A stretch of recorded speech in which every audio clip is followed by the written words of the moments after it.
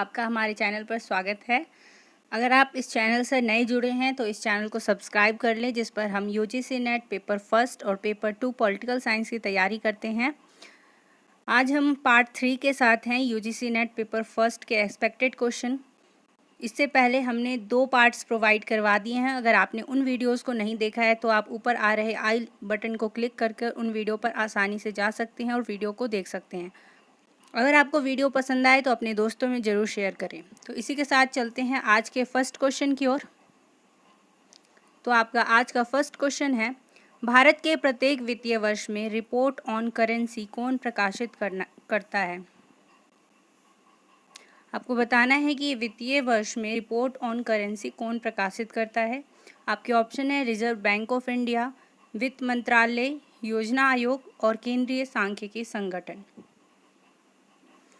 तो पहले खुद से आंसर देने का प्रयास करें। अगर आपको लगता है तो आप वीडियो को पॉज कर सकते हैं और अपना आंसर पहले देख सकते हैं कि आप क्या लगाना चाहते हैं।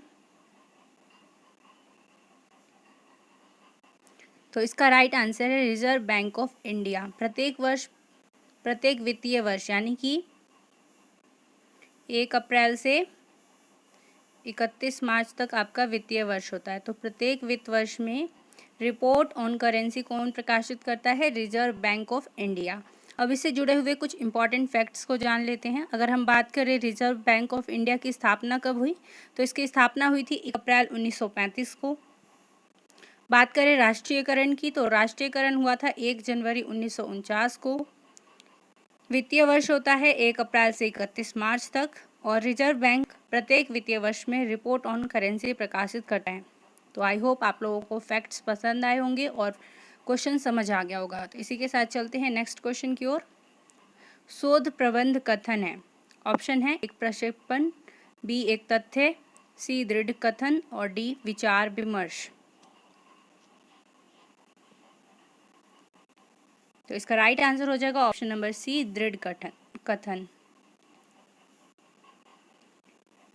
शोध प्रबंध एक दृढ़ कथन है जो शोध के संपूर्ण तथ्यों को एकत्रित, संकलित एवं सुसंगठित करती है। यह किसी विशेष क्षेत्र में किसी विषय को सरल शब्दों में स्पष्ट करके अन्य शोधकर्ताओं का अनावश्यक समय नष्ट होने से बचाता है। यानी कि यह किसी भी विषय को सरल शब्दों में स्पष्ट कर देता है ताकि जो अन्य रिसर्चर्स हैं उनका समय नष्ट ना हो।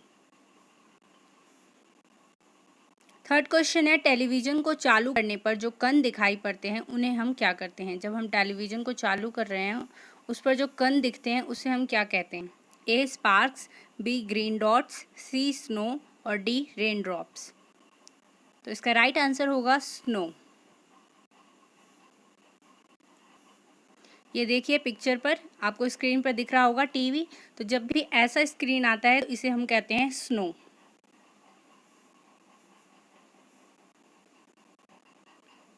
फोर्थ क्वेश्चन है, प्रथम वेब ब्राउजर है। आपको बताना है प्रथम वेब ब्राउजर कौन सा है। ऑप्शन ए है इंटरनेट एक्सप्लोरर, बी नेटस्केप, सी फायरफॉक्स और डी www यानी कि वर्ल्ड वाइड वेब।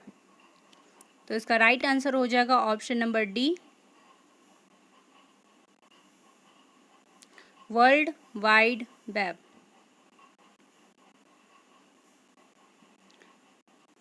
इसके बारे में भी थोड़ा सा जान लेते हैं। 1990 में टिम बर्नर्स-ली ने प्रथम ब्राउज़र यानी कि वर्ल्ड वाइड वेब की खोज की थी। किसने की थी?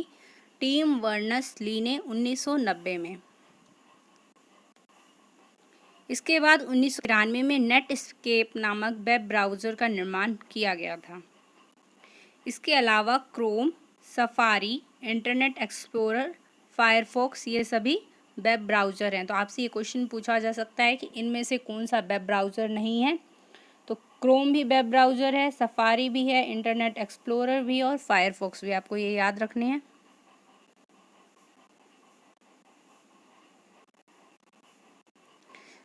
आज का नेक्स्ट क्वेश्चन है, विधि के विषय के रूप में शिक्षक किस सूची के अंतर्गत आती है। ऑप्शन ए है संघीय सूची, बी राज्य सूची, सी समवर्ती सूची और डी अवशिष्ट सूची। तो इसका राइट आंसर हो जाएगा समवर्ती सूची यानी कि कॉन्करेंट लिस्ट। कॉन्करेंट लिस्ट में आती है, यानी कि इस पर राज्य सरकार और केंद्र सरकार दोनों ही नीतियां बना सकती है। बात करें कितनी सूची होती है, तो 3 सूची होती है, राज्य सूची, संघ सूची और समवर्ती सूची। बात करें शिक्षा का अधिकार किस अनुच्छेद के अंतर्गत है, तो 21(1) के अंतर्गत है, मौलिक अधिकार के अंतर्गत। तो नेक्स्ट क्वेश्चन की ओर चलते हैं। अब ये भी जान लीजिए कि शिक्षा के अधिकार को 42वें संविधान संशोधन 1976 के द्वारा समवर्ती सूची में शामिल किया गया था। क्वेश्चन नंबर 6 है, निम्नलिखित में से कौन बाकी के 3 के समान नहीं है? ऑप्शन है MAC address, B hardware address, C IP address और डी फिजिकल एड्रेस। तो इसका राइट आंसर हो जाएगा option number C, IP address. IP address यानी कि इंटरनेट प्रोटोकॉल, ये इन तीनों से अलग है। कैसे अलग है, इसके बारे में अभी हम चर्चा करते हैं। मैक एड्रेस यानी कि मीडिया एक्सेस कंट्रोल, इसका फुल फॉर्म होता है media access control address. MAC address को हम फिजिकल एड्रेस, हार्डवेयर एड्रेस के नाम से भी जानते हैं। तो ये तीनों तो एक ही हो गए, मैक एड्रेस को ही हम हार्डवेयर एड्रेस और फिजिकल एड्रेस कहते हैं, इसलिए आपका राइट आंसर यहाँ पर आईपी एड्रेस हुआ।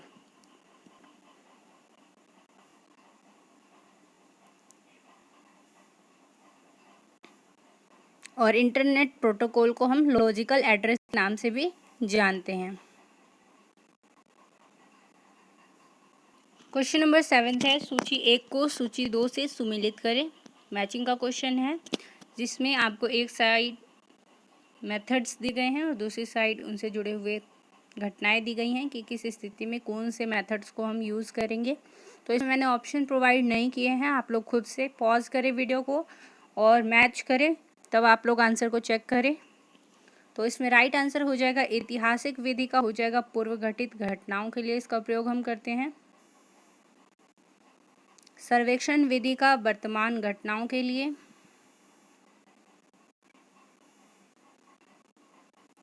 दार्शनिक विधि का दूरदृष्टि के लिए, यानी कि फ्यूचर की घटनाओं के लिए, फ्यूचर प्रेडिक्शन के लिए।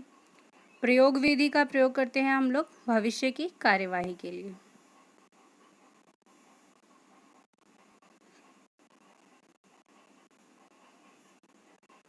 क्वेश्चन नंबर 8 है, निम्नलिखित में से किस विश्वविद्यालय ने मेटा विश्वविद्यालय की अवधारणा को अपनाया? ऑप्शन ए है असम विश्वविद्यालय, बी दिल्ली विश्वविद्यालय, सी हैदराबाद विश्वविद्यालय और डी पांडिचेरी विश्वविद्यालय। तो इसका राइट आंसर हो जाएगा दिल्ली विश्वविद्यालय। मानव संसाधन विकास मंत्रालय ने दिल्ली में मेटा विश्वविद्यालय स्थापित करने की योजना बनाई है। इसमें जामिया मिलिया इस्लामिया संस्थान, दिल्ली विश्वविद्यालय, जवाहरलाल नेहरू विश्वविद्यालय तथा भारतीय प्रौद्योगिकी संस्थान नई दिल्ली ITI न्यू दिल्ली भी भाग लेंगे। तो ये 4-5 विश्वविद्यालय भाग लेंगे। और जो दिल्ली विश्वविद्यालय है वो प्रथम विश्वविद्यालय बना है जिसने मेटा विश्वविद्यालय की अवधारणा को अपनाया है। क्या होते हैं मेटा विश्वविद्यालय? मेटा विश्वविद्यालयों का मुख्य उद्देश्य नवीनतम प्रौद्योगिकी के इस्तेमाल से विभिन्न विश्वविद्यालयों द्वारा चलाए जा रहे पाठ्यक्रमों को साझा करना है, जिससे छात्रों को लाभ पहुंचेगा। चलते हैं आज के 9th क्वेश्चन की ओर। डिसलेक्सिया संबंधित है, आपको बताना है डिसलेक्सिया संबंधित है। ऑप्शन ए है मानसिक विकृति से, बी व्यवहार संबंधी विकृति से, सी पठन विकृति से और डी लेखन विकृति से। ये जो डिसलेक्सिया है वो पठन विकृति से संबंधित है, एक अधिगम संबंधी विकृति है, लर्निंग डिसऑर्डर। इसमें क्या होता है कि बच्चा जो होता है वो सही से किसी भी चीज़ को पढ़ नहीं पाता है या बहुत धीमी गति से पढ़ता है।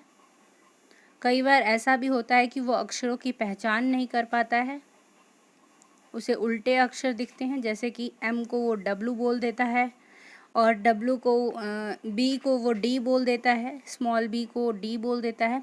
जैसा कि आप लोग तारे ज़मीं फिल्म देखे होंगे तो आपको याद आएगा कि उसमें भी बच्चे को अक्षर घूमते हुए नजर आते थे या उल्टे नजर आते थे?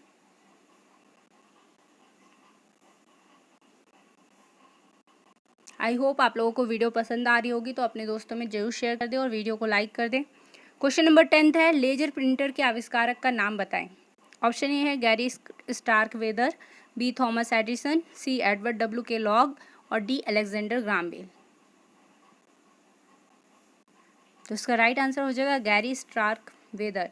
गैरी स्टार्कवेदर ने लेजर प्रिंटर का आविष्कार किया था।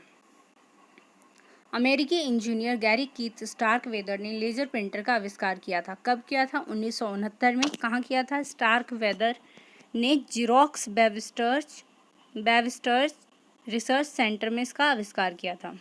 1969 में जीरोक्स बेविस्टर रिसर्च सेंटर में लेज़र प्रिंटर का आविष्कार किया था। किसने किया था? गैरी कीथ स्टार्कवेदर ने। तो इसी के साथ आता है आपके लिए क्वेश्चन फॉर यू। अगर आपको इसका आंसर पता है तो आप लोग कमेंट में ज़रूर आंसर करें। एक वृत्तिक संचार में एनकोडर डिकोडर हो जाता है जब वहाँ हो। आपके ऑप्शन हैं शोर, बी आलोचना, सी श्रोता, डी फीडबैक। तो आई होप आप लोग इसका ज़रूर कमेंट करेंगे और आपको इसका आंसर पता होगा, तो जल्दी से अपने नीचे जाएं, कमेंट करें कि इसका क्या राइट आंसर होगा। तो इसी के साथ आज के लिए इतना ही। Thanks for watching.